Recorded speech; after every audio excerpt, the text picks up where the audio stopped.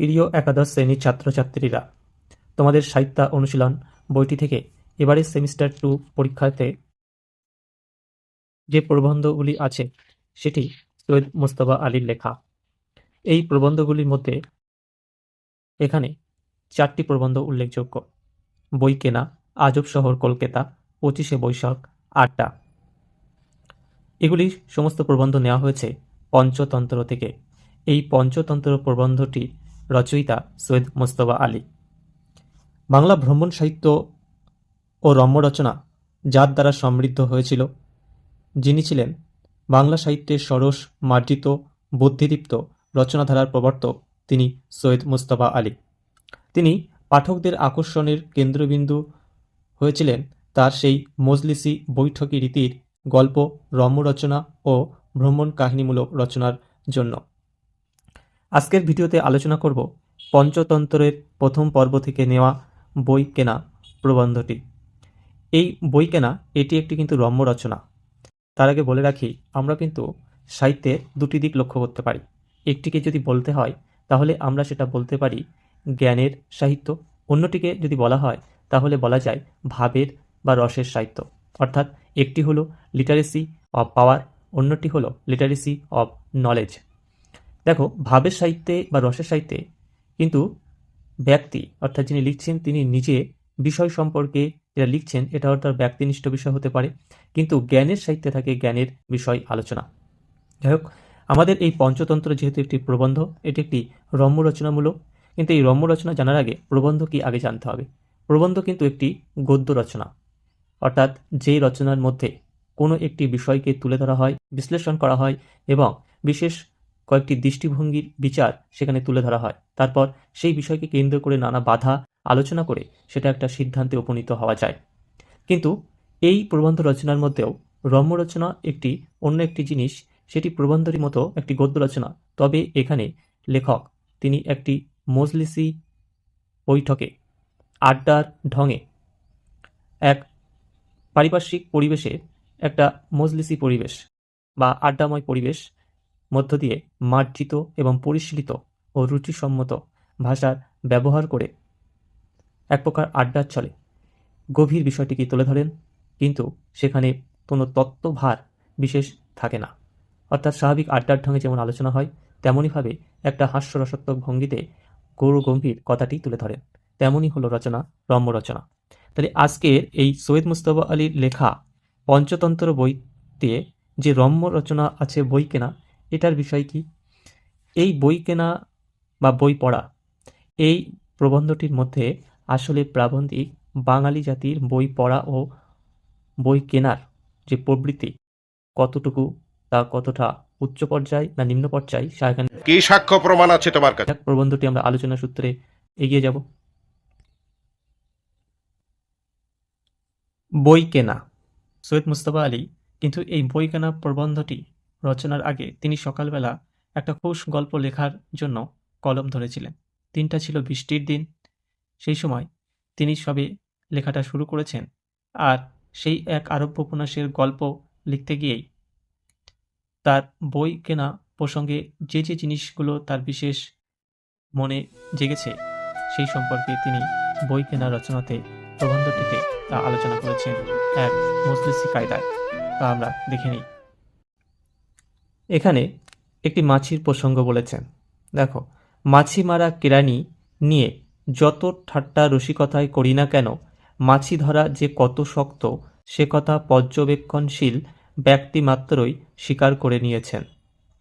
মাছি মারা কেরানি, এটা একটা প্রবাদ বাক্যমূলক। কেরানি আসলে অফিসের কর্মচারী, যাকে আমরা ইংরেজি বিশেষ পরিচিত ক্লার্ক কথাটি ব্যবহার করি। অর্থাৎ এই মাছি মারা কেরানি নিয়ে অনেকে ঠাট্টা রসিকতা করে, কিন্তু দেখা গেছে এই মাছি ধরা খুবই শক্ত, সে কথা পর্যবেক্ষণশীল ব্যক্তিমাত্রই স্বীকার করে নিয়েছে। অর্থাৎ যারা লক্ষ্য করেছে, বিশেষভাবে দৃষ্টি দিয়েছে যে মাছি মারতে গেলে তাকে সহজে মারা যায় না, তারা কিন্তু এই কথাটা স্বীকার করে নিয়েছে। তাহলে মাছিকে যে দিক থেকেই ধরতে যান না কেন, সে ঠিক সময় উড়ে যাবেই। অর্থাৎ একটা মশা মারা যতটা সহজ, একটা মাছি মারা ততটা সহজ নয়। তুমি যে কায়দা করেই তাকে ধরতে যাও না কেন, সে ঠিক কিন্তু উড়ে যাবে। তাহলে আমাদের সকলের প্রশ্ন থাকতে পারে, তাহলে কি মাছির কি অনেকগুলো চোখ? এর কারণ অনুসন্ধান করে দেখা গিয়েছে দুটো চোখ নিয়েই মাছির কারবার নয়। তাহলে কতগুলো? তার সমস্ত মাথা জুড়ে নাকি গাদা গাদা চোখ বসানো আছে।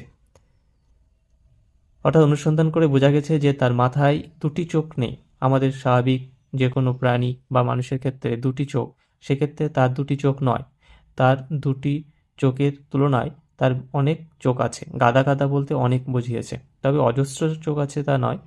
মানে তার চোখের সাধারণত 5টি জোড়া অংশ আর একটা ত্রিভুজ আকারের 3টি, কিন্তু তার মধ্যে প্রায় 4000 স্বতন্ত্র অংশ আছে, যেগুলিকে বলা হয়ে থাকে এক একটির ওমমাটিডিয়া।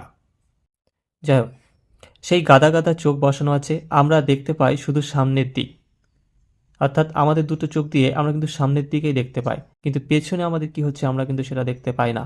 অনুমান করতে পারি, কিন্তু পেছনে আমাদের কোনো চোখ নেই, অনুমান সঠিকও হয় না। কিন্তু মাছির মাথার চতুর্দিকে চক্রাকারে চোখ বসানো আছে বলে সে একই সময় সমস্ত পৃথিবীটা দেখতে পায়। এ হচ্ছে প্রাবন্ধিকের বক্তব্য। তাই নিয়ে গুণী জ্ঞানী আনাতোল ফ্রান্স দুঃখ করে বলেছিলেন, হায়, আমার মাথার চতুর্দিকে যদি চোখ বসানো থাকত, তাহলে আচক্রবাল বিস্তৃত এই সুন্দরী ধরনীর সম্পূর্ণ সৌন্দর্য একসঙ্গেই দেখতে পেত। অর্থাৎ আমাদের যে দুটি চোখ, এই দুটি চোখের কারণে আমরা সামনে দেখতে পারি। মাছির অজস্র চোখ, সেজন্য সে সমগ্র পৃথিবীটাকে দেখতে পারে। তাহলে আমাদেরও ইচ্ছা হয় সমগ্র পৃথিবীটাকে দেখতে, তাই আমরা কিন্তু দেখতে পাই না। তেমনি আমাদের ইচ্ছার মতো গুণীজ্ঞানী আনাতোল ফ্রান্সও নিজের দুঃখ প্রকাশ করেছেন। আনাতোল ফ্রান্স এখানে কে? আনাতোল ফ্রান্স ছিলেন একজন ফরাসি কবি, ঔপন্যাসিক তথা পণ্ডিত। তিনি 1884 সালে জন্মগ্রহণ করেছিলেন এবং 1924 সালে তার মৃত্যুবরণ ঘটেছিল। তিনি বলেছিলেন, আমাদের মাথা চতুর্দিকে যদি চোখ বসানো থাকতো, তাহলে আচক্রবাল বিস্তৃত অর্থাৎ বহুদূর পর্যন্ত আমরা এই সুন্দরী ধরনী, মানে এই পৃথিবীকে মা হিসাবে ধরা হয়, ওই জন্য বলা হয়েছে সুন্দরী ধরনীর সম্পূর্ণ সৌন্দর্য আমরা সামগ্রিকভাবে একসঙ্গে এক মুহূর্তে বা একক সময় দেখতে পাতাম। কিন্তু এই কথা বিষয়ে প্রাবন্ধিক বলেছেন কথাটা যে খাঁটি অর্থাৎ একদম সত্য কথা, নিখুঁত কথা। এই কথার কোনো আর বিকল্প হয় না। সে কথা চোখ বন্ধ করে একটুখানি ভেবে নিলেই কিন্তু আমরাও বুঝতে পারি প্রাবন্ধিকের মতো। কিন্তু বুঝেও আমরা কিন্তু একটা আফসোস ছাড়া আর অন্য কিছু করবার আমাদের থাকে না। কিন্তু আনাতোল ফ্রান্স তিনি আফসোস করেননি। তিনি বলেছিলেন যে এই ফ্রান্সের সঙ্গে সাধারণ লোকের এখানেই তফাৎ হয়ে গিয়েছে। ফ্রান্স কিন্তু সেই অজস্র চোখের মানে বার করার বা অজস্র চোখ সৃষ্টি করার একটা উপায় দেখিয়েছিলেন। তিনি কি বলেছিলেন? ফ্রান্স সান্ত্বনা দিয়ে বলেছিলেন, কিন্তু আমার মনের চোখ তো মাত্র একটি কিংবা দুটি নয়, অর্থাৎ আমাদের বাহ্যিক দিক থেকে আমাদের চোখ দুটি, কিন্তু আমাদের মনের দিক থেকে তো আমাদের চোখের তো কোনো নির্দিষ্ট সীমা নাই, বা একটি দুটি এরকম কি একটা নির্দিষ্ট মাত্রা তো দেওয়া নেই।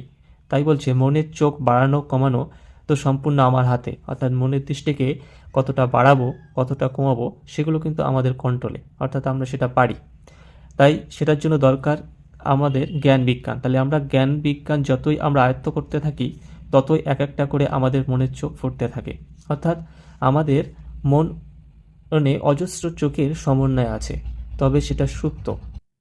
ঠিক আছে, আমাদের এই প্রতিটি চোখকে মেলে ধরতে গেলে আমাদের জ্ঞান বিজ্ঞানকে বাড়াতে হবে। যতই আমরা জ্ঞান বিজ্ঞানকে বাড়াবো, ততই আমাদের চোখে অজস্র চোখ ফুটে উঠবে।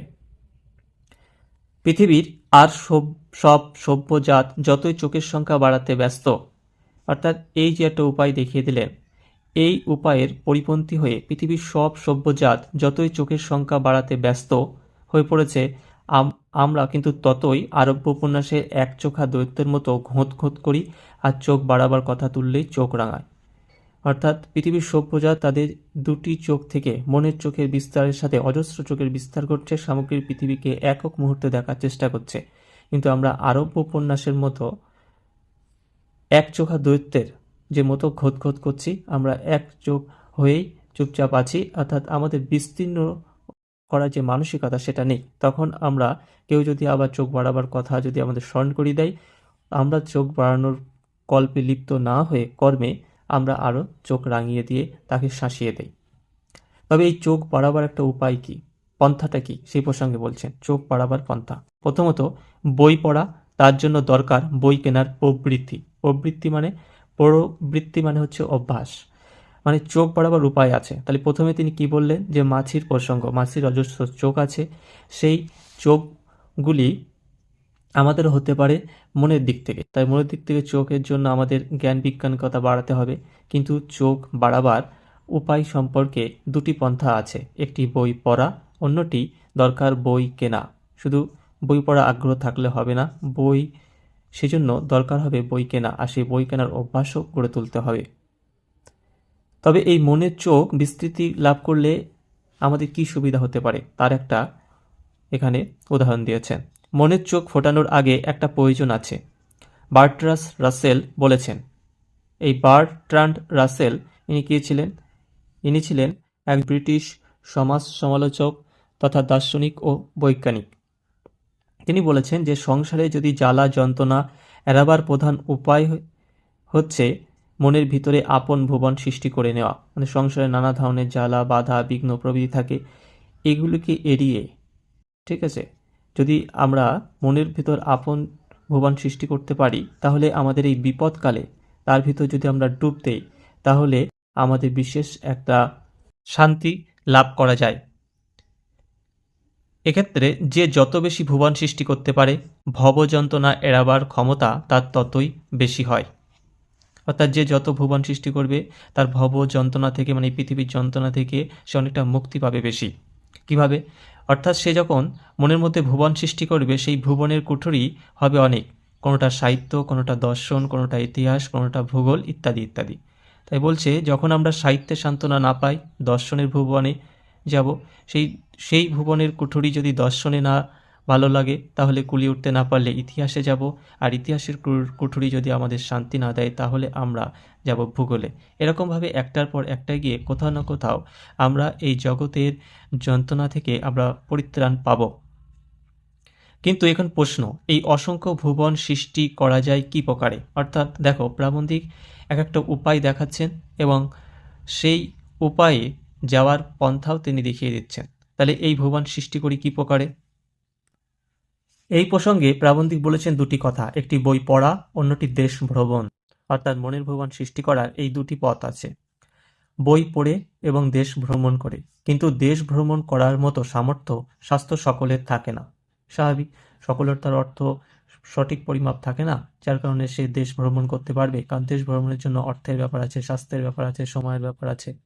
যাই হোক, কাজের শেষ পর্যন্ত বাকি থাকে তাহলে বই কথা। তাই ভেবেই হয়তো ওমর খৈয়াম বলেছিলেন। ওমর খৈয়াম কি? ইনি একজন বিখ্যাত ইরানি কবি এবং গণিতবিদ ও জ্যামিতি বিশ্লেষণধর্মীর আবিষ্কারকও ছিলেন। তিনি বলেছিলেন তার একটি বই, সেই বইটার নাম ছিল রুবাইয়াত। বইটির কয়েকটি লাইন এখানে দেওয়া হয়েছে। ওমর খৈয়াম বলেছিলেন, here with a loaf of bread beneath the bow, a flux of wind, a book of verse and thou beside me singing in the wilderness, and wilderness is paradise enow. এই যে ইংরেজি যেটি তুলে ধরা হয়েছে, এর বাংলা করলে হয় যে হেয়ার, এখানে here with a loaf of bread, মানে এখানে এক টুকরো রুটির ঝুড়ি, বিনাথ দ্য বো, গাছের ডাল, বিনাথ নিচে, তাহলে গাছের ডালের তলদেশে, এ ফ্লাক্স অফ উইন মানে একটা মদের বোতল, এ বুক অফ ভার্স মানে একটা শ্লোকের বই, অ্যান্ড দো এবং তুমি, অর্থাৎ এখানে প্রিয়তমাকে বোঝানো হয়েছে। Beside me singing in the wilderness, এই জনহীন প্রান্তরে পাশে বসে গান গাইছে। অ্যান্ড ওয়াইল্ডারনেস ইন প্যারাডাইস নাও, এই জনহীন প্রান্তরই স্বর্গের জন্য যথেষ্ট। এই অংশ নিয়ে অনেকে অনুবাদ করে বাংলা সাহিত্যে লিখেছিলেন, এরকমই হুবহু অনুবাদ বাংলায় লিখেছিলেন। তাদের মধ্যে আমি দুজনের নাম উল্লেখ করছি। একজন ছিলেন, তাদের মধ্যে আমাদের সর্বাধিক পরিচিত বিদ্রোহী কবি কাজী নজরুল ইসলাম। তিনি ওই ওমর খৈয়ামের কবিতার অনুবাদে লিখেছিলেন এই চারটি লাইন। এক সুরাহি সুরা দিও, একটু রুটির ছিলকে আর প্রিয়া সাকি তাহার সাথে একখানি বই কবিতার। জীর্ণ আমার জীবন জুড়ে রইবে প্রিয়া আমার সাথে, এই যদি পাই চাইব নাকো তখত আমি শাহানশার। অথবা ছন্দের জাদুকর সত্যেন্দ্রনাথ দত্ত লিখেছিলেন, বনচ্ছায় কবিতার পুঁথি পাই যদি একখানি, পাই যদি এক পাত্র মদিরা, আর যদি তুমি রানী, সে বিসর্জনে মোর পার্শ্বে বসিয়া গাহ গো মধুর গান, বিজন হইবে স্বর্গ আমার, তৃপ্তি লভিবে প্রাণ। আবার ফিরে আসলাম বই কেনা প্রবন্ধে। এরপরেই প্রাবন্ধিক বলছেন, ওই রুটি মদ ফুরিয়ে যাবে, পিরিয়ার কালো চোখ ঘোলাটে হয়ে আসবে, কিন্তু বইখানা থাকবে অনন্ত যৌবনা, না শৈশব না বয়স্ক, অর্থাৎ পুরো চিরতরুণ হয়ে থাকবে বইখানা। তাহলে কোন বই? সব বই নয়, কিন্তু সেই বইগুলো, যে বইগুলো যদি উপযুক্ত মানের হয়, যদি তেমন বই হয়, সেখানে রুটি মদ সব একে একে ফুরিয়ে যাবে, সেখানে রুটি মদ সব ফুরিয়ে যাবে, পিরিয়ার কালো চোখ ঘোলাটে হয়ে যাবে, মানে সবই এক পুরাতন হয়ে যাবে, পরিবর্তন হয়ে যাবে, তার মধ্যে পরিবর্তনতা লক্ষ্য করা যাবে। কিন্তু যদি বইয়ের মতো বই হয়, সে বইয়ের মধ্যে কোনো পরিবর্তন থাকবে না, মানে পূর্বেও যেমন থাকবে পরবর্তীতেও তেমনই থাকবে। তাই বোধ করি খৈয়াম তার বেহেস্তের সরঞ্জামের ফিরিস্তি বানাতে গিয়ে কেতাবের কথা ভোলেননি। কেতাব ওখানে বই, ফিরিস্তি অর্থাৎ ফর্দ, অর্থাৎ বেহেস্তের সরঞ্জামে, মানে বেহেস্তের জন্য কি কি থাকা দরকার তার একটা লিস্ট করার মধ্যে তিনি কেতাবের কথা উল্লেখ করেছেন। এই যে এ বুক অফ ভার্স। আর খৈয়াম তিনি কিন্তু জাতিতে ছিলেন মুসলমান, মুসলমানদের পয়লা কেতাব অর্থাৎ প্রথম ধর্মগ্রন্থ যেটা কোরআন, সর্বপ্রথম যে বাণী মোহাম্মদ সাহেব শুনতে পেয়েছিলেন, আর এই কেতাবের বাণী মোহাম্মদ সাহেব শুনেছিলেন। মোহাম্মদ বলতে বিশ্ব নবী তথা প্রিয় নবী মোহাম্মদ সাল্লাল্লাহু আলাইহি সাল্লামকে বোঝানো হয়েছে। তিনি শুনতে পেয়েছিলেন যে কথা, তাতে ছিল আল্লামা বিল কলমি, অর্থাৎ আল্লাহ মানুষকে জ্ঞান দান করেছেন কলমের মাধ্যমে। এখন এই কলমের আশ্রয় কি? সেই পুস্তক অর্থাৎ কেতাব। আবার খ্রিস্টান ধর্ম সম্প্রদায়ের বাইবেল যে গ্রন্থ আছে তার শব্দের অর্থ কিন্তু বই, আর এই বই পার এক্সেলেন্স অর্থাৎ সর্বশ্রেষ্ঠ পুস্তক দ্য বুক। হিন্দু শাস্ত্রের ক্ষেত্রে যে দেবকে সর্বমঙ্গল কর্মের প্রারম্ভে বিঘ্ন হত্যা রূপে স্মরণ করতে হয়, মানে বাধা বিঘ্ন সরিয়ে দেন যিনি, সেই উপলক্ষে তাকে স্মরণ করতে হয়। তিনিই তো আমাদের বিরাটতম গ্রন্থ সহস্তে লেখার গুরুভার আপন স্কন্ধে তুলে নিয়েছিলেন। গণপতি অর্থাৎ হিন্দু ধর্ম অবলম্বী মানুষদের গণপতি অর্থাৎ গণেশকে বোঝানো হয়েছে। বিরাটতম গ্রন্থ, এখানে মহাভারতের কথা বলা হয়েছে। সেই মহাভারত লেখার ক্ষেত্রে তিনি গুরুভার নিজের কাঁধে তুলে নিয়েছিলেন। গণকথার অর্থ কিন্তু জনসাধারণের দেবতা। জনগণ যদি পুস্তকের সম্মান করতে না শেখে তবে তারা দেবভ্রষ্ট হবে। ঠিক আছে, তাহলে জনগণকে যদি সম্মান করতে হয় তাহলে পুস্তককে সম্মান করতে হবে, আর যদি পুস্তক যদি সম্মান না করে তাহলে তারা তো দেবভ্রষ্ট হয়ে যাবে। কিন্তু বাঙালি নাগর ধর্মের কাহিনী শোনে না, এইসব কাহিনী তারা শোনে না। তারা মুখে সেই একটি কথাই বলে। কি কথা? অত কাঁচা পয়হা কোথায়, বাউয়া সে বই কিনব।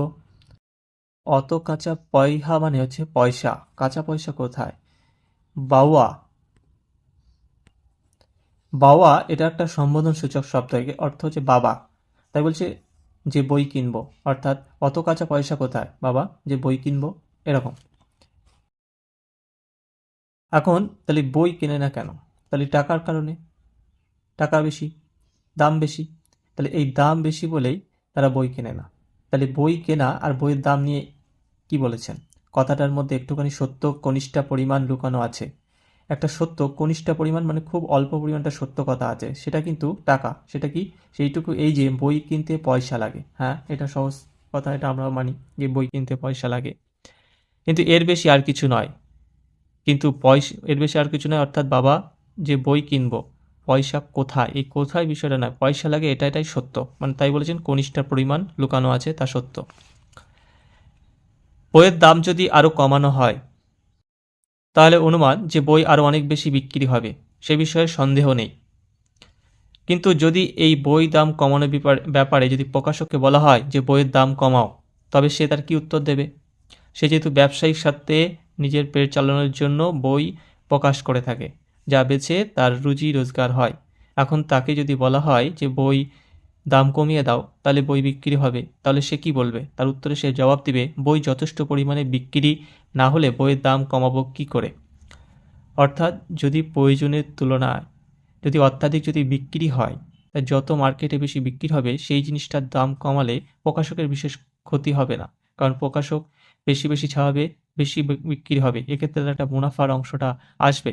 কিন্তু যে বই ছাপায় তাও তাদের মানে কষ্টে সৃষ্টে বই ছাপাতে হয়, আবার তাও যদি তা বিক্রি না হয়, আবার এর উপরে আবার যদি বইয়ের দাম কমাতে হয়, তাহলে তাদের অবস্থা কেমন শোচনীয় হবে। এই প্রসঙ্গে প্রাবন্ধিক মন্তব্য দিয়ে বলছেন, কেন মশাই, সংখ্যার দিক দিয়ে দেখতে গেলে বাংলা পৃথিবীর 6 অথবা 7 নম্বরের ভাষা, মানে সারা পৃথিবীর মধ্যে যে কটি ভাষা আছে তার মধ্যে পৃথিবীর 6 নম্বর অথবা 7 নম্বর ভাষা হচ্ছে বাংলা।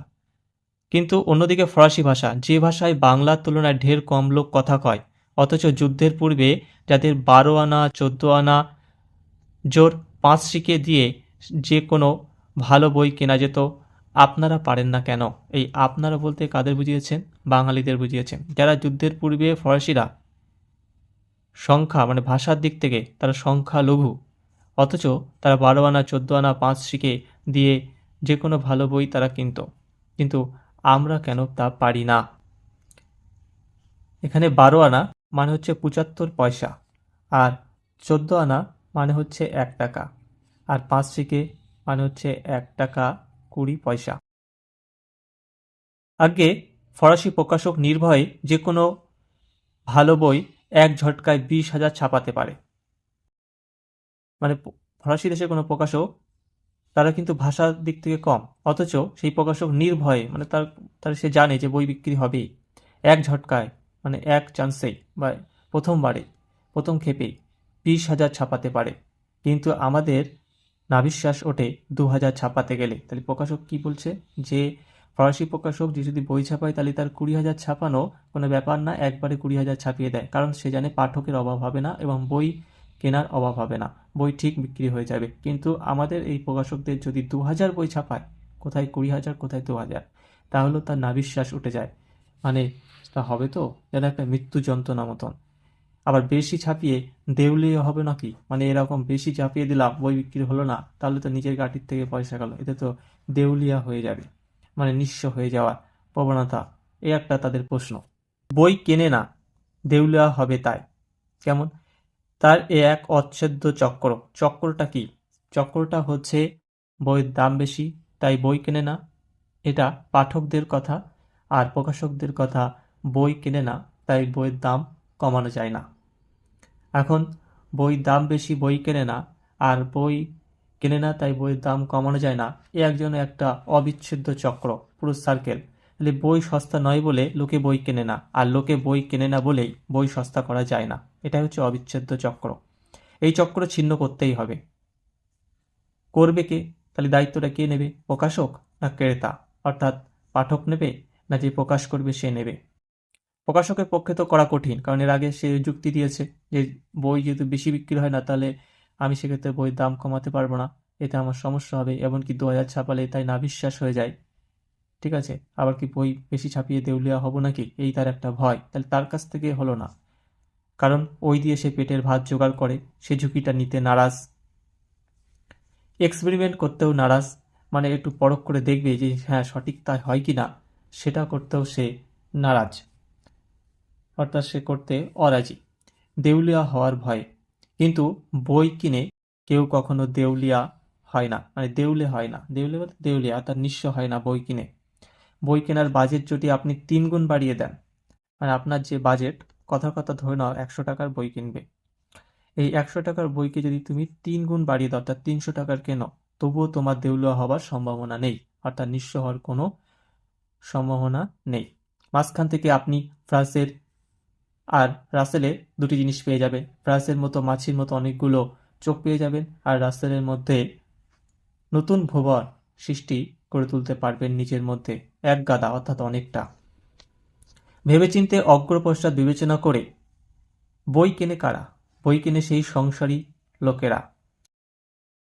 পার পাঠক বই কেনে প্রথমটায় দাঁত মুখ খিচিয়ে। পার পাঠক বলতে এখানে বোঝানো হয়েছে সুদক্ষ পাঠক বা সহৃদয় পাঠককে। সে ভেবে চিন্তে আগে পিছে তারপর একটা বই কিনে নেয়। প্রথমটা দাঁত মুখ খিচিয়ে মানে কষ্টসৃষ্ট করে, তারপর চেকে চেকে সুখ করে করে অর্থাৎ হালকা হালকা পড়ে পড়ে সর্বশেষ সে কেনে খ্যাপার মতন। তারপরে পাগলের মতো সে বই কেনে এবং চুর হয়ে থাকে তার মধ্যিখানে, অর্থাৎ এই বইয়ের মধ্যেখানে তার অবস্থান হয়, সে বই কিনতে থাকে।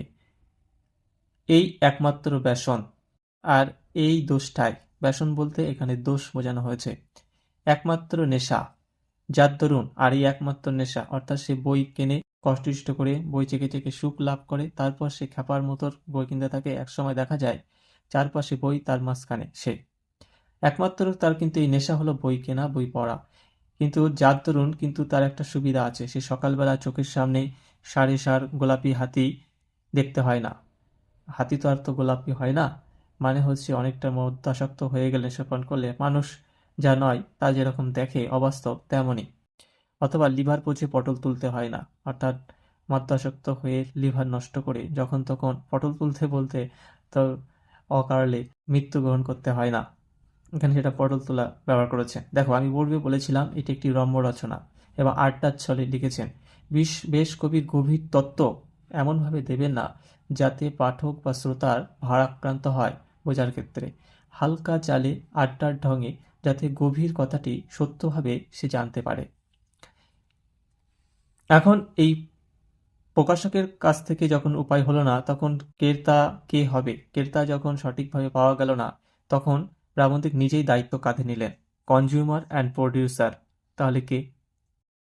আমি একধারেই প্রডিউসার, অর্থাৎ প্রাবন্ধিক সৈয়দ মুজতবা আলী নিজেই প্রডিউসার আবার কনজিউমার। প্রডিউসার মানে হচ্ছে যিনি সৃজন করেন, আর কনজিউমার যিনি ব্যবহার করেন। তামাকের মিক্সচার দিয়ে আমি নিজেই সিগারেট বানাই, অর্থাৎ তামাক মিশিয়ে নিজেই সিগারেট বানাই, তখন সে প্রডিউসার, সৃজনকর্তা। কিন্তু সেইটাই তো তিনি আবার খান, ব্যবহার করেন, তিনি হলেন কনজিউমার।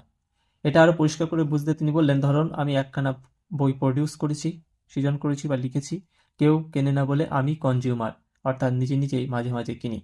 এইভাবে বই কেনা কথা এখানে বললেন প্রাবন্ধিক এই অংশে।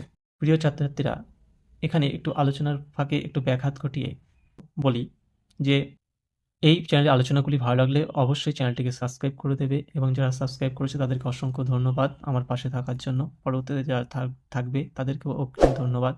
তোমরা তোমার বন্ধুদের মাঝে এটি শেয়ার করে দেবে, লাইক, কমেন্ট ও শেয়ার করবে। ধন্যবাদ। প্রাবন্ধিক আরও দুটি অংশ বলেছেন, যেটি খুবই ছোট। সেই দুটি অংশে দেখো কেমনভাবে বইয়ের প্রসঙ্গ তুলেছেন। মার্ক টুয়েনের লাইব্রেরি খানা। এখন মার্ক টুয়েনটা কে? মার্ক টুয়েনটা ছিলেন, আসলে তার নাম ছিল স্যামুয়েল ল্যাংহর্ন ক্লিমেন্স। তিনি মার্কিন রম্য লেখক ও সাহিত্যিক ছিলেন, এমনকি তাকে আমেরিকান সাহিত্যের জনকও বলা হয়। তার লাইব্রেরি দেখবার মতো কি ছিল, যা দেখবার মতো অন্য লাইব্রেরিতে কি পার্থক্য? দেখা যাক। আমরা লাইব্রেরিতে কি দেখি? বইগুলো থাকে সাজানো থাকে র্যাকে, সেলফে, সুন্দরভাবে। আমরা যখন যে বইটা চাই সঠিকভাবে সেই লাইব্রেরি ম্যান যিনি থাকেন তিনি বইটা এনে দেন, বা আমরা খুঁজে বইটা বার করি, থাকে সাজানো থাকে। কিন্তু এখানে কিন্তু একটা অন্যরকম। কেমন? মেঝে থেকে ছাদ পর্যন্ত বই, বই, শুধু বই। দেখো, মেঝে থেকে মানে নিচ থেকে একদম ছাদ পর্যন্ত লাট লাট করে বই সাজানো আছে। এমনকি কার্পেটের উপরে গাদা গাদা বই, মানে অনেক অনেক বই স্তূপীকৃত হয়ে পড়ে থাকতে, স্তূপীকৃত এলোমেলো হয়ে স্তূপের মতো পড়ে আছে। যেমন তার মধ্যে যে পা ফেলে এগিয়ে যাবেন তাও পা ফেলা ভার। এক বন্ধু, মানে মার্ক টুয়েনের এক বন্ধু মার্ক টুয়েনকে একটু পরামর্শ হিসেবে বলেছিল যে বইগুলো তো নষ্ট হচ্ছে, গোটা কয়েক সেলফ জোগাড় করছো না কেন, মানে যাতে বইগুলো নষ্ট না হয় সেলফে সাজিয়ে রাখো। মার্ক টুয়েন খানিকক্ষণ মাথা নিচু করে ঘাড় চুলকে বললেন, ভাই বলছো ঠিকই, কিন্তু লাইব্রেরিটা যে কায়দায় গড়ে তুলেছি, সেলফ তো আর সে কায়দায় জোগাড় করতে পারিনি, মানে সংগ্রহ করতে পারিনি। সেলফ তো আর বন্ধু বান্ধবের কাছ থেকে ধার চাওয়া যায় না। তাহলে বোঝা যাচ্ছে এত এত বই তিনি একা কেনেননি, অনেক বই বন্ধু বান্ধবের কাছ থেকে ধার নিয়েছেন কিন্তু আর ফেরত দেননি। এই বই সংগ্রহ করতে করতে করতে লাটের পর লাট বই হয়ে গেছে। কিন্তু সমস্যা হয়েছে এই বইগুলো সাজানোর জন্য যে সেলফ দরকার তার সামর্থ্য তেনার নেই। তাই তিনি সামর্থ্য নেই, তাহলে বন্ধুদের কাছ থেকে নেবেন, কিন্তু বন্ধুদের কাছ থেকে এত বড় একটা শেলফ ধার করাও যায় না। তাই এখন কি করেন, বই এরকম এলোমেলোভাবে ছড়িয়ে রেখেছেন। কিন্তু মার্ক টুয়েনই নয়, দুনিয়ার অধিকাংশ লোক কিন্তু লাইব্রেরি গড়ে তোলে কিছু বই কিনে, আর কিছু বই বন্ধু বান্ধবের কাছ থেকে ধার করে ফেরত না দিয়ে। এমন অনেকে আছে। একটা সত্য বলি যে আমারই অনেক বই আমাকে বন্ধু বান্ধবদের দেওয়া হয়েছিল পড়ার সুবিধার্থে বহু বছর আগে, তারা ফেরত পায়নি। আবার বন্ধু বান্ধবদের কিছু বই আমি নিয়েছিলাম, আমি আবার ফেরত দিইনি। তা যে মানুষ পরের জিনিস গলা কেটে ফেললেও ছোবে না, এরকম একটা পণ করে যে পরের জিনিস হাত দেবে না, সেই লোক দেখা যায় কিন্তু বইয়ের বেলা সর্বপ্রকার বিবেক বঞ্চিত, মানে বিবেকহীন হয়ে যায় বই ফেরত দেওয়ার ব্যাপারে। যেহেতু বই পরে জিনিস ধার নিয়ে ফেরত দেওয়া উচিত, তারপরে টাকা পয়সা ধার নিলে কী করে ফেরত দেওয়ার চেষ্টা করি, ঠিক তেমনি বইয়ের বেলা কিন্তু সর্বপ্রকার বিবেক বঞ্চিত। তার কারণ কি? তার কারণ উত্তরে প্রাবন্ধিক বলছেন, এক আরব পণ্ডিতের লেখাতে সমস্যাটার সমাধান পেল। কেমন? পণ্ডিত লিখছেন, ধনীরা, একটু বলে রাখি এখানে কিন্তু জ্ঞানার্জন কঠিন কাজ না ধনার্জন কঠিন কাজ সেটা দেখানো হয়েছে। কোনটা বৃহত্তর বা মহত্তর, জ্ঞান অর্জন না ধন অর্জন, সেটাই দেখো। ধনীরা বলে পয়সা কামানো দুনিয়াতে সবচেয়ে কঠিন কর্ম, কিন্তু জ্ঞানীরা বললেন না, জ্ঞান অর্জন সবচেয়ে শক্ত কাজ। তাহলে দুই পক্ষ, ধনীরা বলে পয়সা কামানো কঠিন, জ্ঞান অর্জন বলে জ্ঞান অর্জন করা কঠিন। এখন এই দাবিটা কার ঠিক, ধনীর না জ্ঞানীর? লেখক কার পক্ষ নেবেন? লেখক আগে থেকে নিরপেক্ষ নয় যে এটাও নয় ওটাও নয়, তিনি একটা পক্ষ নিয়েই নিয়েছেন, কারণ তিনি জ্ঞানের সন্ধানে ফেরেন, তাই তিনি জ্ঞানের পক্ষে নিয়েছেন, তাই তার পক্ষে নিরপেক্ষ হওয়া কঠিন। তবে একটা জিনিস আমি লক্ষ্য করি, প্রাবন্ধিক লক্ষ্য করেন, সেইটি আমি বিচক্ষণ জনের চক্ষুগোচর করতে চাই, মানে বিচক্ষণ ব্যক্তিদের আমি দৃষ্টিতে আনতে চাই। সেটা কি? ধনীর মেহনতের ফল হলো টাকা, মানে ধনী পরিশ্রম করে অর্জন করে সেই টাকা, কিন্তু সে ফল যদি কোনো জ্ঞানীর হাতে তুলে দেয় তবে তিনি সেটা পরম আনন্দে কাজে লাগান, মানে বিশেষভাবে সেটা ব্যয় করতে পারেন। শুধু তাই নয়, অধিকাংশ সময় দেখা যায় জ্ঞানীরা পয়সা পেলে খরচ করতে পারেন ধনীদের চেয়ে অনেক ভালো, কারণ সে জ্ঞান অর্জন করে উত্তম পদ্ধতি সে অর্জন করতে পেরেছে। সেই উত্তম পদ্ধতি আয়ত্ত করার জন্য উত্তম পদ্ধতিতে তার অর্থ খরচ করে। পক্ষান্তরে জ্ঞান চর্চার ফল সঞ্চিত থাকে কিন্তু সেই পুস্তক রাজিতে, আর এই পুস্তক রাজি থেকেই সে জ্ঞান অর্জন করেছে। সে ফল ধনীদের হাতে পায়ে পড়ে তুলে ধরলেও তারা তার ব্যবহার করতে পারবে না, কারণ বই পড়তে পারে না। আর বই পড়তে পারে না বলতে বইয়ের অক্ষর পড়তে পারে না, মানে বই পড়ার যে মানসিকতা তাদের মধ্যে সেটা নেই, বা বই পড়ে জ্ঞান অর্জনের যে প্রবণতাও তাদের নেই। আরব পণ্ডিত তাই বক্তব্য শেষ করেছেন QED দিয়ে। এই QED কি এ প্রসঙ্গে একটু বলি। QED হলো কোড ইরাট ডেমনস্ট্রেশন, যা প্রদর্শন করা হবে। অর্থ, প্রিন্ট প্রকাশনায় গাণিতিক প্রমাণ এবং দার্শনিক আর্গুমেন্টের শেষে এটি প্রমাণ যুক্তি সম্পন্ন হয়েছে বোঝায়। অতএব সপ্রমাণ হয় এটাই যে জ্ঞান অর্জন ধনার্জনের চেয়ে মহত্তর। কিন্তু তাই প্রকৃত মানুষ জ্ঞানের বাহন পুস্তক জোগাড় করার জন্য কিন্তু অকাতের অর্থ ব্যয় করে। অর্থাৎ যারা জ্ঞান অর্জন করতে চায়, জ্ঞানের পিপাসা যাদের মধ্যে আছে, কিন্তু একমাত্র বাংলাদেশ ছাড়া।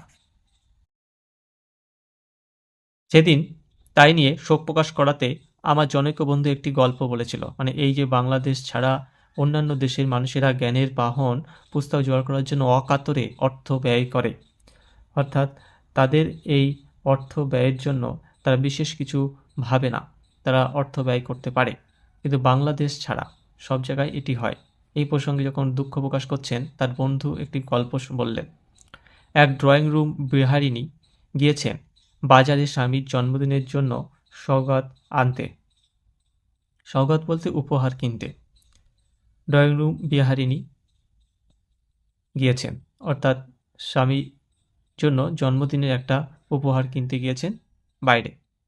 তা দোকানদার তাকে বিশিষ্ট জিনিস দেখাচ্ছে, দোকানে যা যা আছে এটা দেখায়, সেটা শোকায়, মানে গন্ধ শোকায়, এটা দেখুন ভালো, এটা নাড়ে, সেটা কাড়ে, মানে ওটা নাড়ে, ওটা ওটা নিয়ে আরেকটা দেখায়, এইভাবে। কিন্তু ওই গরবিনী ধনীর, অর্থাৎ ওই পুরুষটির স্ত্রী, উভয় অর্থে কিছুই তার মনোপুত হয় না।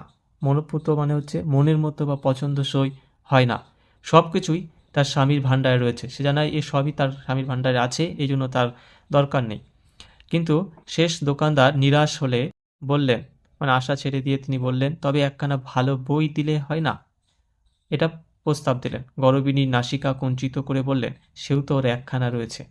অর্থাৎ অন্যান্য সামগ্রীর মতো যেরকম একটা একটা থাকলে ঠিক আছে, তেমনই বইও একটা থাকলেই হলো। অর্থাৎ এটা তার একটা বিলাসিতা। ঠিক আছে,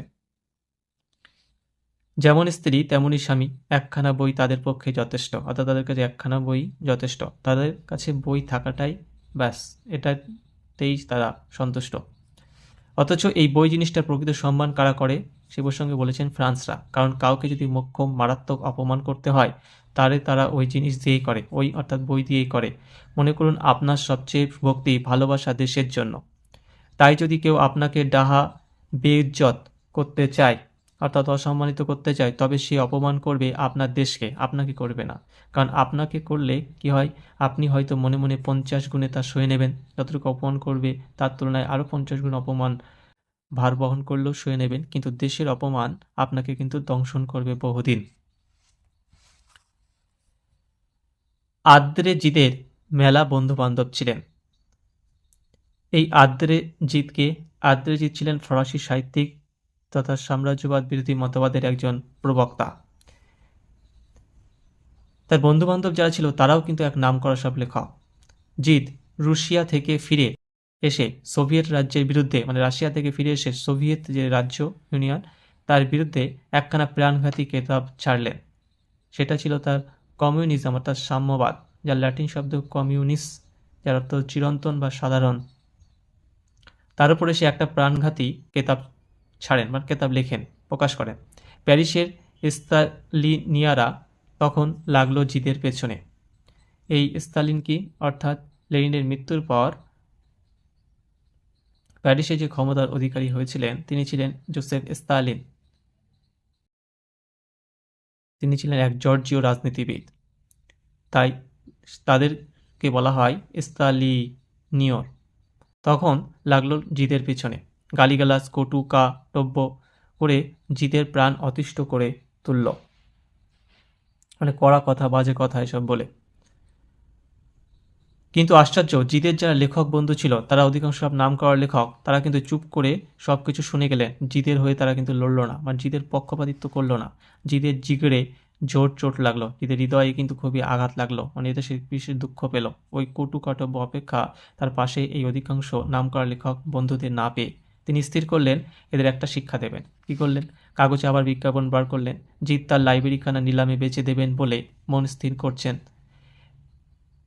প্যারিস খবর শুনে প্রথমটায় মূর্ছা গেল, মানে প্যারিসে এই খবরটা শোনা মাত্রই অনেকেই যেন অজ্ঞান হয়ে গেল, মানে জ্ঞান শূন্য হয়ে গেল। কি বলে কি, জিদ আদ্রেজিদ এরকম একটা নাম করা লেখক আর তার লাইব্রেরিখানা সব বিক্রি করে দেবে। কিন্তু সম্বিতে, মানে জ্ঞান ফিরে পাওয়াতে মুক্তকচ্ছ হয়ে বেসামাল হয়ে, মানে হন্তদন্ত হয়ে ছুটল সেই নিলামখানার দিকে। সেখানে গিয়ে তার অবস্থা দেখে সকলেই চক্ষু স্থির। ঠিক আছে, অর্থাৎ সকলেই অত্যাধিক বিস্ময়ে হতবুদ্ধি হয়ে গেল। কি ব্যাপার, সে কি করছে? দেখলো তারা যে যেসব লেখক জিতের হয়ে লড়েনি, অর্থাৎ নাম করা তারা সেই লেখক বন্ধু, তাদের যেসব বই জিতকে তারা স্বাক্ষর করে জিতকে উপহার হিসেবে দিয়েছিল, জিত মাত্র সেই বইগুলোই লাইব্রেরিখানা থেকে নিলামে চড়াচ্ছেন আর ওগুলোকে লাইব্রেরিখানাতে খালি করছেন। আসলে জিতের কাছে মনে হয়েছে যে বন্ধুদেরকে আমরা পাশে পাইনি, যে নাম করা লেখক, ওই নাম করা লেখকের দেওয়া এই উপহারগুলো তার কাছে আর জঞ্জাল ছাড়া আর কিছুই নাই, তাই সেগুলোকে তিনি বেচে ফেলবেন বলে স্থির করে নিলাম ডাকছেন। প্যারিসের লোক তখন যে অট্টহাস্য ছেড়েছিল সেটা আমি ভূমধ্যসাগরের মধ্যিখানে জাহাজে বসে শুনতে পেয়েছিলাম। মানে প্যারিসের লোকেরা এটা হতভম্ব হয়ে গেছিল এবং তা হাসি ঠাট্টাও করেছিল। আর এই ভূমধ্যসাগরের মধ্যিখান জাহাজে বসে শুনতে পেয়েছিলাম, কারণ এই সময় এই খবরটা যখন প্রচারিত হচ্ছিল তখন এই প্লাবনদিক তিনি ভূমধ্যসাগরের ওপর দিয়ে জাহাজে যাত্রা করছিলেন। এই ভ্রমণ যাত্রার সময় তিনি এই খবরটার গুরুত্ব তিনি পড়েছিলেন এক দৈনিক পত্রিকায়, যেটা বার করেছিল এই খবরটার গুরুত্ব বিবেচনা করে রয়টার নামে একটা সংস্থা, সেটা বেতারে ছড়িয়ে দিয়েছিলেন। রয়টার কি, এটা আন্তর্জাতিক একটা সংবাদ সংস্থা, যেটা 1851 সালে পল জুলিয়াস রয়টার এর প্রতিষ্ঠা করেছিলেন। এর সদর দপ্তর কিন্তু এখনো আছে বর্তমান আমেরিকার নিউ ইয়র্কে। এমনকি এর সারা বিশ্বে প্রায় 200টিরও স্থানে এর সদর দপ্তর রয়েছে। যাই হোক, সেটা বেতারে ছড়িয়ে দিয়েছিল। জাহাজের টাইপ করা 100 লাইনি দৈনিক কাগজ সেটা সাড়ম্বরে প্রকাশ করেছিল। মানে ওই আন্তর্জাতিক সংবাদ সংস্থা সেটি খুব আনন্দের সাথে সেটা প্রকাশ করেছিল। অপমানিত লেখকরা ডবল, 3 ডবল দামে আপন আপন বই লোক পাঠিয়ে তড়িঘড়ি কিনিয়ে নিয়েছিলেন। মানে অপমানিত লেখকরা যেহেতু অপমান করেছে তার যোগ্য জবাব দেওয়ার জন্য জিৎ এই কাজটি করেছে। নিজেদের অপমান বা নিজের খ্যাতি রক্ষার জন্য তারা অন্যের লোক দিয়ে নিজেরই বই নিজেই কিনে নিয়েছে 3 ডবল দাম নিয়ে। অর্থাৎ যার মূল্য 100 তাতে 300 টাকা দাম দিয়ে সে আরও কিনে নিয়েছে। যত কম লোকে কেনাকাটার খবরটা জানতে পারে ততই তাদের মঙ্গল হবে। বাংলাদেশেও নাকি এরকম একটা টিকিট বিক্রি হয়েছিল। শুনতে পাই এরা নাকি জিতকে কখনো ক্ষমা করেননি। এরা বলতে তার এই বন্ধু-বান্ধবরা জিতকে যে এরকমভাবে একটা প্রতিবর্ষ হয়ে লড়ানোর জন্য এরকম প্রতিবাদ স্বরূপ তাদেরকে শায়েস্তা করবে, এটা তারা মেনে নিতে পারেনি। এখানেই হলো এই বই সম্পর্কে দ্বিতীয় অংশ। তার বই কেনা প্রবন্ধের তৃতীয় অংশে তিনি একটা অদ্ভুত আরব্য উপন্যাসের কাহিনী বলেছেন। এটা খুবই সুন্দর। দেখো, তিনি বলছেন যে বাঙালিকে চেতনা ফেরাতে আমি আর কি বলবো, আর কত বলবো, কিভাবে বলবো, যেভাবে বাঙালির চেতনা ফিরে আসবে, ওরা বই কিনবে, বই কেনার প্রতি আগ্রহ হবে, তাদের জ্ঞান তৃষ্ণা যেমন আছে সেই সাথে তৃষ্ণার সাথে সামঞ্জস্য রেখে তারা বই কিনবে, বই কেনার প্রবৃত্তি হবে। এটা কিভাবে বললে তারা জাগ্রত হবে, চেতনাবোধ জাগবে, সেটাই তিনি বলছেন যে আর কত বলবো, বাঙালির কি চেতনা হবে। তাও বুঝতাম যদি বাঙালির জ্ঞান তৃষ্ণা থাকতো, তা বাঙালির চেতনা হবে না। যদি তাদের জ্ঞান তৃষ্ণা নেই, আগ্রহ নেই, তাই তারা বই কেনে না। কিন্তু অদ্ভুত বিষয়, তাদের কিন্তু জ্ঞান তৃষ্ণা আছে, জানার আগ্রহ আছে। আমার বেদনাটা সেইখানে, অর্থাৎ তাদের জ্ঞান তৃষ্ণা আছে, তারা জানতে চায়, অথচ জানার জন্য কেন বই কেনে না। বাঙালি যদি হটেনটট কি, এটা হচ্ছে আফ্রিকার এক আদিম উপজাতি হতো, তবে কোনো দুঃখ হতো না। আদিম উপজাতি হলে তাদের আর দুঃখ হতো না। কিন্তু অদ্ভুত সংমিশ্রণ এদের মধ্যে, অর্থাৎ জ্ঞান তৃষ্ণা আছে অথচ বই কিনতে অরাজি।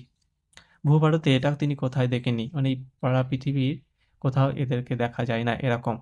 জ্ঞান তৃষ্ণা তার প্রবল, কিন্তু বই কেনার বেলা সে অবলা। আর কোনো বেশরম বলে, মানে লজ্জাহীন ব্যক্তি বলে যে বাঙালির পয়সার অভাব, মানে বাঙালির পয়সার অভাব বলেই সে বই কেনে না, বইয়ের দামের মূল্য বেশি তাই বই কেনে না। তা কিন্তু লেখকের আশ্চর্য সেখানে যে কোথায় দাঁড়িয়ে বলছে লোকটা, সে কিন্তু দাঁড়িয়ে আছে ফুটবল মাঠের সামনে, অথচ তার টিকিট কেনার জন্য যথেষ্ট পরিমাণ পয়সা আছে। না সিনেমার টিকিট কাটার কিউ থেকে, মানে কিউ অর্থাৎ লাইন, সারিবদ্ধভাবে লাইন দাঁড়িয়ে থাকা কোনো একটা উদ্দেশ্যকে কেন্দ্র করে সেই লাইনে দাঁড়িয়ে সে বলছে যে বাঙালির পয়সার অভাব, অথচ সে সিনেমা, ফুটবল মাঠের টিকিট কিনতে তার কোনো দ্বিধাবোধ নেই। তাই সকলকে উদ্দেশ্য করে বলছেন যে আড্ডার মজলিস, যে থাক আমাকে আর ক্ষমা চটাবেন না, খামাখা মানে অকারণে চটাবেন না, রাগাবেন না। বৃষ্টির এই দিন খুশ গল্প লিখব বলে, খুশ মানে আমোদপূর্ণ গল্পগুজব লিখব বলে কলম ধরেছিলাম, তা দিয়ে লেখাটা শেষ করি। আসলে যে উদ্দেশ্য নিয়ে তিনি গল্প লেখা শুরু করেছিলেন সেটা, গল্পটা সকলেই জানেন, কিন্তু তার গূঢ়ার্থ মাত্র কাল বুঝতে পেরেছি। আরব্য উপন্যাসের গল্প। এক রাজা তার হেকিমের একখানা বই কিছুতেই বাগাতে না পেরে তাকে খুন করেন। তাহলে আরব্য উপন্যাসে গল্পে এক রাজা ছিলেন, তার হেকিম অর্থাৎ চিকিৎসকের একখানা বই ছিল, তিনি সেটাকে বাগাতে মানে নিজের করে নিতে চেয়েছিলেন, কিন্তু পারেননি, হেকিম তা দেয়নি, বরং রাজা বাধ্য হয়ে তাকে খুন করলেন। বই হস্তগত হলো, রাজা বাহ্যজ্ঞান হারিয়ে বইখানা পড়ছেন।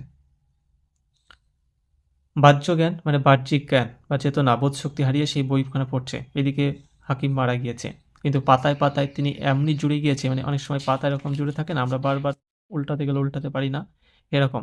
রাজা তখন বারবার আঙুলে মুখ থেকে থুতু নিয়ে জোড়া লাগিয়ে আবার পাতা এরকম উল্টাচ্ছে।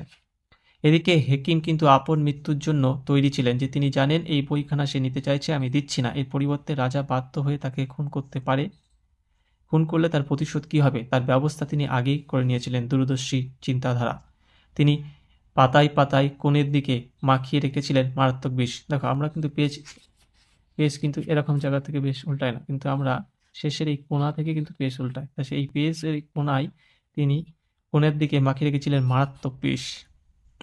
রাজার আঙুল সেই বিষ মেখে নিচ্ছে, আর প্রতি পৃষ্ঠা উল্টা দিকে বারবার মুখে থুতু লাগাতে হচ্ছে। তাহলে সেই নিয়ে বিষ মেখে নিয়ে যাচ্ছে মুখে রাজার আঙুল। রাজাকে এই প্রতিহিংসার খবরটি হেকিম দিয়েছিলেন কোথায়? একদম কেতাবের শেষ পাতায়, মানে ওই বইটির শেষ পাতায়। সেইটে পড়ার সঙ্গে সঙ্গে রাজা বিষ বাণের ঘায়ে ঢলে পড়ল, মানে বিষের দ্বারা সে আস্তে আস্তে নেতিয়ে পড়ল। এইগুলো হলো কাহিনী। এই কাহিনীটার ওপর প্রেক্ষিত করে লেখক বা অর্থাৎ প্রাবন্ধিক বলছেন, বাঙালি বই কেনার প্রতি বৈরাগ্য দেখে মনে হয়, বৈরাগ্য মানে উদাসীনতা দেখে মনে হয় হয়তো এটাও বাঙালি গল্পটা জানে, তাই মরার ভয়ে বই কেনা বা বই পড়া ছেড়ে দিয়েছে, মানে যাতে মরে না যায় ওরকম রাজার মতন, তাহলে হয়তো ওই জন্য বই কেনে না। এটা একটা হাস্য কৌতুকভাবে প্রাবন্ধিক এই প্রবন্ধটা এখানে শেষ করেছে। কিছু মনে করবেন না, আপনি বেশি কথা বলেন। अच्छी बात बोली, आपको अच्छी लगी तो ऐसे थोड़ा मार दीजिए हाथ, आप थोड़ा सा मार दीजिए। ठीक ठीक ठीक की ना ठीक ठीक